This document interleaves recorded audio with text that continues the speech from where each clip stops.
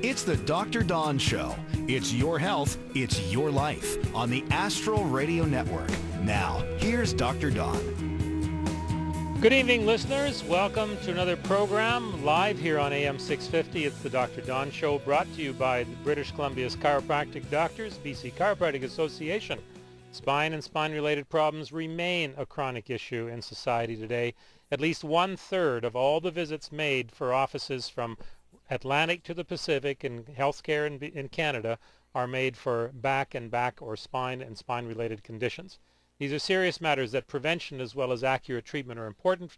So bring these issues up on how to prevent spine problems when you next see your family chiropractor. I am Dr. Don Nixdorf, chiropractor these past 40 years and executive director of the BC Chiropractic Association and College of Chiropractors of BC. Our producer tonight, Art Factora, and production assistant Michelle DeRosa are also in studio tonight. Welcome back from Hawaii, Art. Nice to see. Where's my pineapple here? Don't see it on my desk. In addition to listening to us over the radio, you can also watch us live on TV through your computer. That's right, we're live on the internet, folks. Simply go to www.am650radio.com and click on the AM650 TV link, and you'll be able to not only hear us, but see us too. We've got Stu the Spine in the studio, and we've got Michelle, and we've got our guest Ann tonight, and of course yours truly. Now, the program, as always, is about you, the listeners. And remember, it's your health and your life.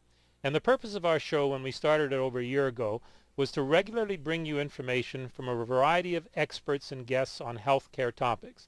This could be anything from seniors residential to stem cell research to help regenerate intervertebral discs, try saying that before breakfast, as well as brain injury, as you've heard over the last 6 weeks. So we're all about trying to bring you health information, a little bit more than just the headlines, and believe me, a lot more than the movie of the week, which I hope you don't listen to for your health information. You need to listen to programs like this. You need to go into Google and type in your favorite search word on a condition or any kind of practitioner or health provider. This is about encouraging you to get information, because along with that is the other important half called empowerment. We need you to start to think about taking your health care personally responsible for your health care, rather, and that means a healthcare consumer. Just like you decide which Apple you buy, where you buy a car, where you get your hair cut, everything else. Healthcare is no different. You need to learn about your body, learn about the diversity of health services. Science and technology is coming up with many more solutions. We used to say better life through better chemistry. Well, now it's better life through better diagnosis, better treatment, and guess what? We got lots of cool spare parts coming on the market too. Anyway, healthcare is about you to learn and you to be empowered. Each year we graduate grade 12 students, and each year we fail to give them any meaningful knowledge about their own bodies, their health care, staying well when they are well, and seeking proper care when they need it. But with the other tragedy that goes along with that, we don't really even empower students to think about being responsible for their body, which is going to take them through the next 100 years of life, or so we hope. Anyway, we'll talk more about that at other programs. So we've heard from a couple of our past listeners. We've had the program on brain injury, and I got to say, after each one of the shows, Michelle, we had rather heart-rending response from listeners that would email us. That's right. And, we haven't received more feedback on any other topic. This is something that we're receiving emails about every week. And in particular, it's about the last program we did with Colleen Butler, who, of course, suffered a concussion, a brain injury. And now she's helping folks to navigate through the healthcare system with acquired brain injury. Well, I like to think that there are people are actually hearing us around the world. And I know that we've interviewed guests from the far eastern United States. We've had interviewed guests from Sydney, Australia. It's about 4 minutes after 11 in the morning on Tuesday there right now. And this latest email was from a listener, I believe it had to be from the internet, but I noticed that the extension of the email address is aol.co.uk. Mm-hmm. So I'm not saying I'm an internet expert, but that leads me to believe that that's a United Kingdom email address. Mm-hmm. So it seems to be evidence that people are hearing us kind of around the world, depending on the subject matter and the expert we're bringing them to. And that's fantastic too, because the information we talk about here is not, it's not just Canadian information. It's important that healthcare consumers across, like around the world, globally, get involved in their own healthcare. You know, searching for that information and seeing what options are out there so that you have all of the information when it comes to making a decision about your healthcare.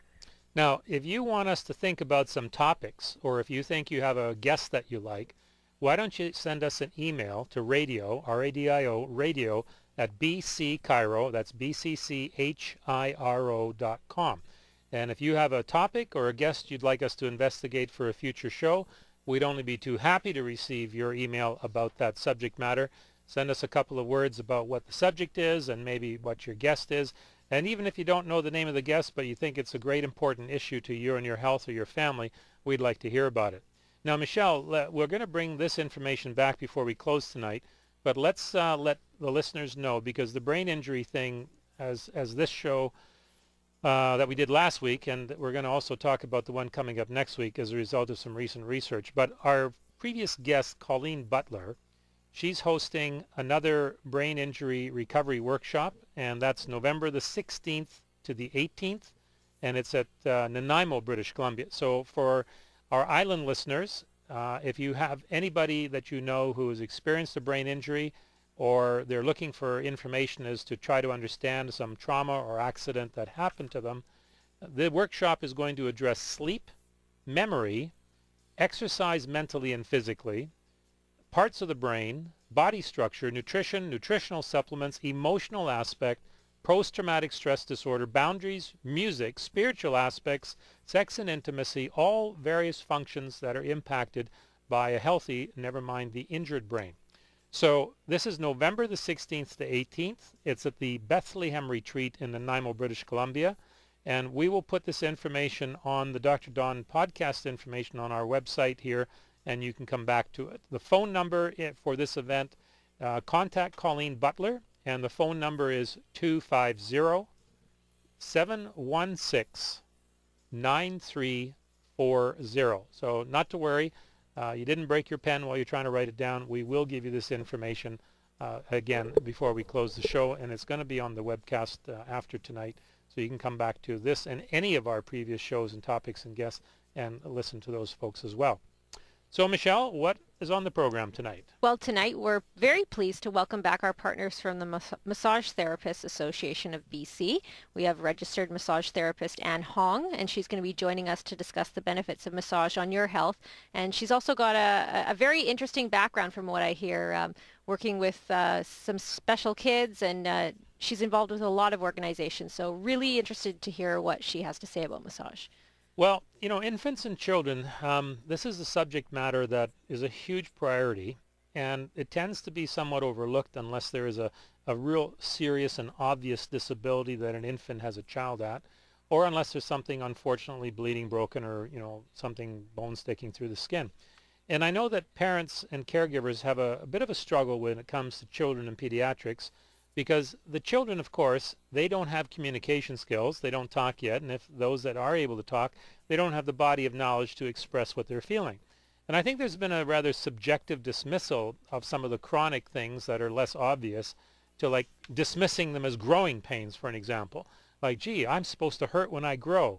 No, I don't think so. I think that's a dismissive attitude to us not taking an interest, proper interest, at least in children and infants and things like that. So we're going to talk a little bit about that tonight, because I know when it comes to spine and spine-related injuries, there's a real dismissal about children and some of the falls and jolts and jars they have throughout their early stages in life, and even some of the things that infants are struggling with.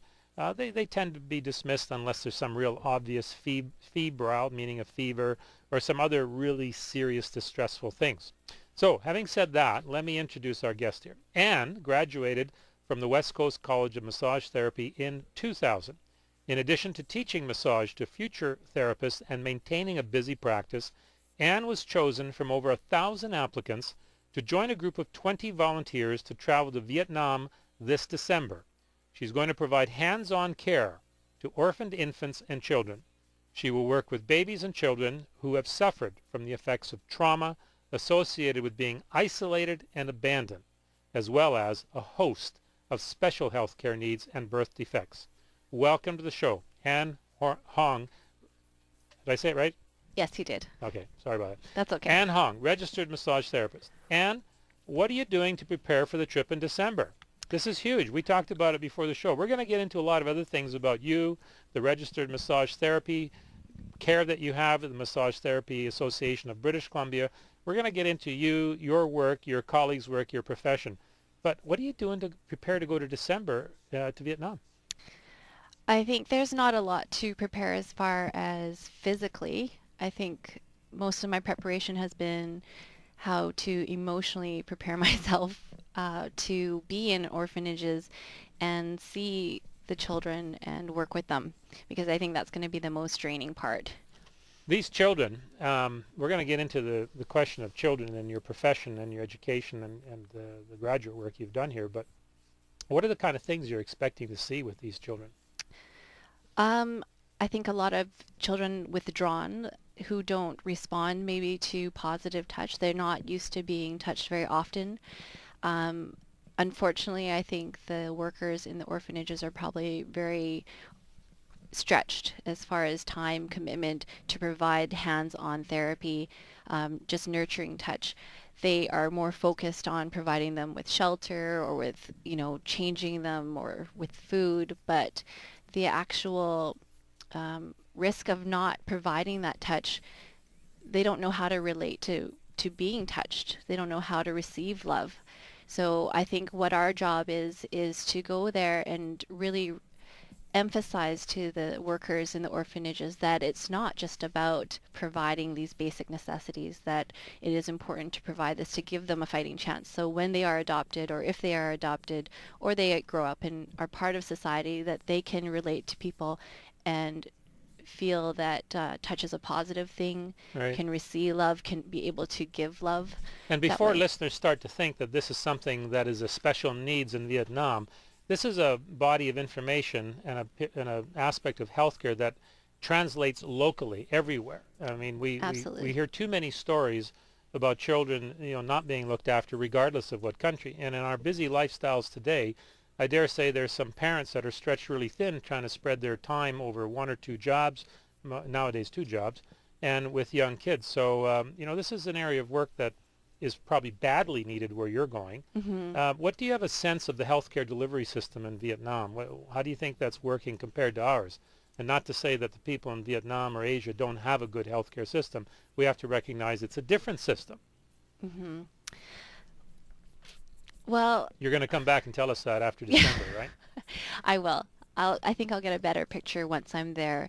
All right. But it's definitely maybe a cultural thing as well. I think in North America we might be a little bit more prone to showing outwardly public affection to our children. Culturally speaking, maybe in Vietnam it might not be as acceptable. Or Right. I know I grew up in a second generation, home where my parents really didn't know how to show love and affection outwardly. They did it through providing for us, from working really hard, but it was very difficult for them to show us affection because they didn't get that when they grew up. So it might be a little bit of cultural. All right, well, let's come back to how you got to the point where you were in this assessment and chosen and the whole structure behind that. You started your career as a massage therapist. You graduated in 2000. Yes. What made you choose the profession to begin with? What made you think that, I think caring for human beings in chronic pain as a registered massage therapist, how did you get to the point of choosing that? Well, my background is in science. I graduated from UBC with a Bachelor of Science, and I wanted to do something in healthcare. I wanted to do something where I felt that every day I was going in and helping people, period. And I didn't really know what direction I wanted to go in, and I enjoyed providing massage for my family, for my friends, and that just kind of parlayed into, hey, why not apply for massage therapy school? And I was really lucky that I enjoyed it and prospered in it and found that it was super rewarding. I didn't really know where I was going at first, but now that I'm in it, I'm really glad that I chose it. So when you graduate from West Coast Massage Therapy School, and for the listeners' benefit of knowledge, that's in New Westminster. So if anybody is thinking about choosing a career in some of the health professions, we should let listeners know that a career as a registered massage therapist doesn't require you to leave the Lower Mainland or the province of British Columbia, depending where you are and if you're looking at healthcare. This education is available right here in BC. Yes. So how long were you in private practice before you started to find some of these other interesting areas? Probably too long, to be honest. I probably started in 2010, so I'd been out for 10 years. I started teaching at the college in 2004 to try to, keep myself fresh. Right. I wanted to encourage other massage therapy students to be enthusiastic about massage therapy, to find their joy in it, because I think that a lot of times you hear about the burnout rate of massage therapists. It's a really tough physical job. Oh, it is. It is very tough physically. I was absolutely. associated in a clinical practice where there was 3 massage therapists, and boy, I don't want to work as hard as you and your colleagues do. Yeah. It is hands-on. It obviously has to be, but it's not just a light touch. You're working hard with the injured tissues in some cases and the areas of chronic pain that the person has. You also have to lean over a little bit, and not just lean straight over, you're leaning over and sideways. So your posture is at risk all day long as well. Well, thankfully, when you go through massage therapy college, they do tell you how to position your body, use your biomechanics so that you're protecting yourself. What I wanted to do when I went back to teach was to encourage the students to really treasure the patient-therapist relationship, to respect it, and to not really listen to everyone saying, oh, you're going to burn out, it's really too tough on your body. You just have to know how to take care of yourself. All right. Well, taking care of yourself, that's what we're trying to tell our listeners here. We're speaking with Ann Hong. She's a registered massage therapist. She's going to Vietnam. She's an instructor, and she has her own private practice. And we're going to welcome your calls tonight to ask Ann how to deal with some of your chronic problems. It's all about your health, your life. You're listening to the Dr. Don Show live on AM 650. There's lots more still ahead. This is the Astral Radio Network and the Dr. Don Show. It's your health. It's your life. Admit it, your body hasn't exactly been running like a well-oiled machine lately, has it? Don't put up with aches